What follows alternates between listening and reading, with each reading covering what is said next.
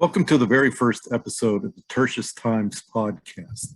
The plan to have a daily 10-minute podcast covering issues of persecution and human rights abuses around the globe is the objective of this podcast. The focus will be on Christian persecution, but not exclusively. Each podcast will contain a 5-minute news type program highlighting some of the related stories making the news. I will be relying on a number of sources, monitoring them to give you information to learn about the grave situations many Christians face on a daily basis and the impetus to lift those people up in prayer. Unfortunately, persecution happens so frequently, we can grow numb to hearing about it. But we must continue to keep our brothers and sisters in our hearts, minds, and prayers, as well as other people facing various horrendous violations of their basic human rights. Why Tertius Times? In Romans 6:22, Tertius was the amanuensis, secretary or scribe of St. Paul, the one who wrote down the words as Paul the Apostle spoke them. In that same sense of receiving a message from others, I plan to relate to you, the audience, in a sense, just as Tertius relayed the words of Paul to those believers in Rome. The second half of the podcast will center on interviews of people from various backgrounds to give insights into some of the areas of extreme oppression. For example, for this week, I talked to two young Afghani men who now reside in the United States, but bring viewpoints not often heard in the media. Today will be a bit different. Since this is the first podcast, a personal introduction is in order.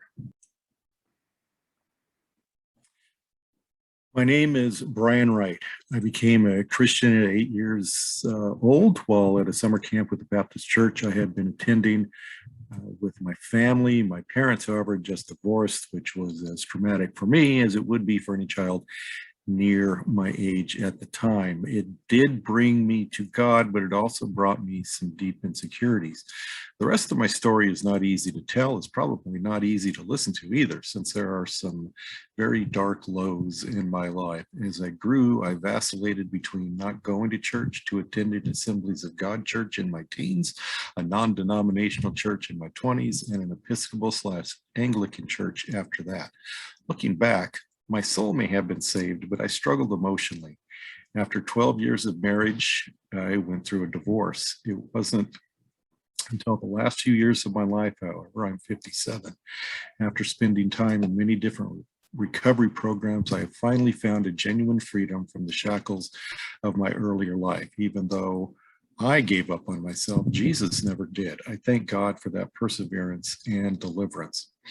Here are some tidbits about me. Since I was a teenager, I've had an interest in shortwave radio. From that exposure to the world, I developed an interest in Christian missions. I played soccer, a worldwide sport, notice the theme, in high school and community college, but nowadays I simply enjoy watching a game. The San Jose Earthquakes, Manchester United, Leicester City, Galatasaray, and Erzurum BB, the last two are Turkish league teams, are my favorite teams to root for.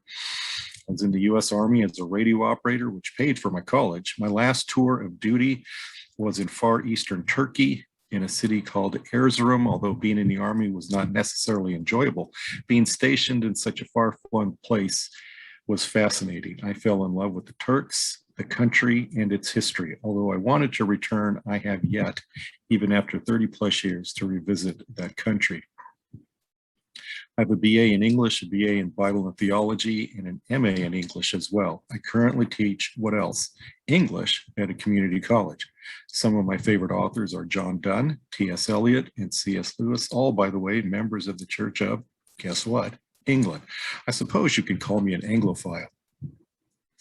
I'm now feeling unburdened enough to tackle this type of podcast. My interest in shortwave radio and missions have not left me either, and I'm looking forward to following God's leading into what I believe He seems to have been preparing me for.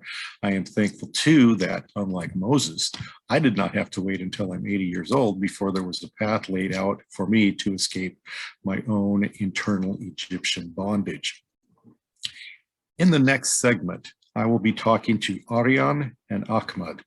two young Sunni Muslim men who grew up in Afghanistan and currently reside in the United States. I think you will hear a side of this tragedy that is not necessarily being told by the US media. Pray for them, their family, and friends who still live in Afghanistan, and all those who are suffering under the brutality of the rising Taliban regime. The very first interview we were going to do is a very timely one. As of last week, Afghanistan fell, as you know, to the Taliban. A disaster has ensued since then. People stuck,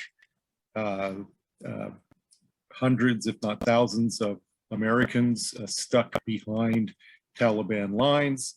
Many Afghani people who supported the United States also in the same situation. Very perilous times for them, particularly as their lives are in the balance. So what I have for my first interview is someone who is from Afghanistan. And we actually have two guests with us today. These are pseudonyms. These are not their real names, just in order to protect them.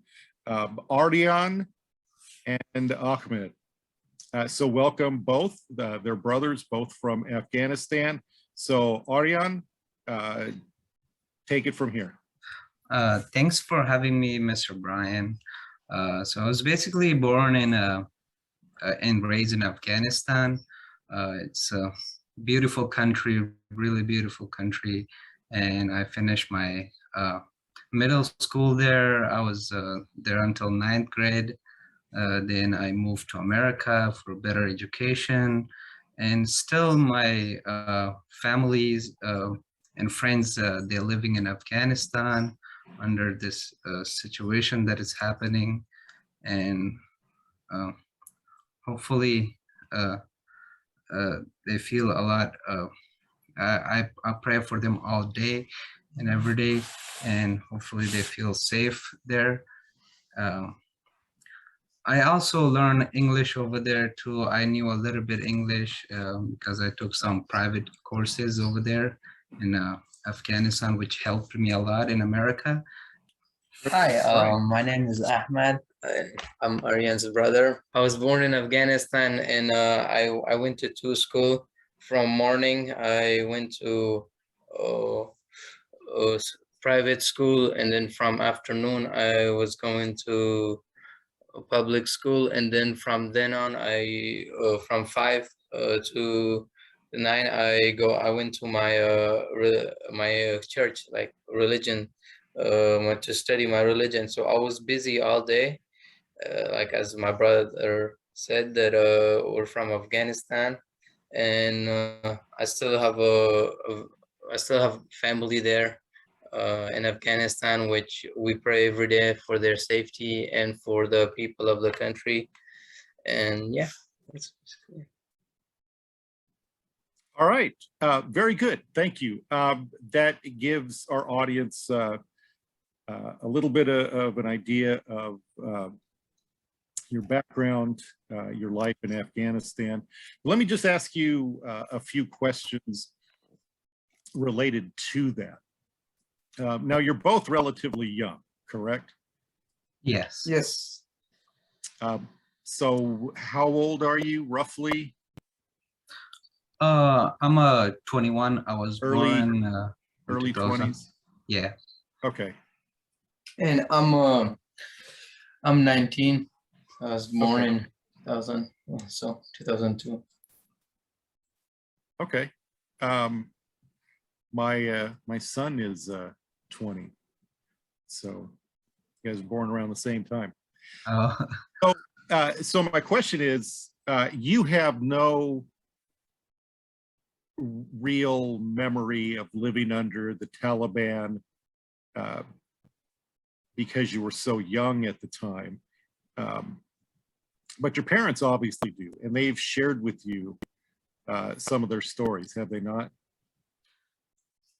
Yes, they have shared with us not only from we heard story from our parents, but we also heard story like from elder like grandmas, grandparents, uncles. We heard it from like elderly people about in Afghanistan. That we heard the stories that uh, how hard it was to live during those times versus how hard versus how it was back in like 2008 and 16.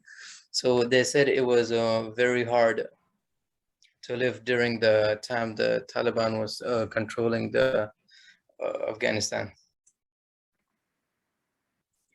To keep these podcasts to around 10 minutes, I'm going to pause the interview there, and then we'll pick up the rest of it tomorrow. So I'll see you then. Bye.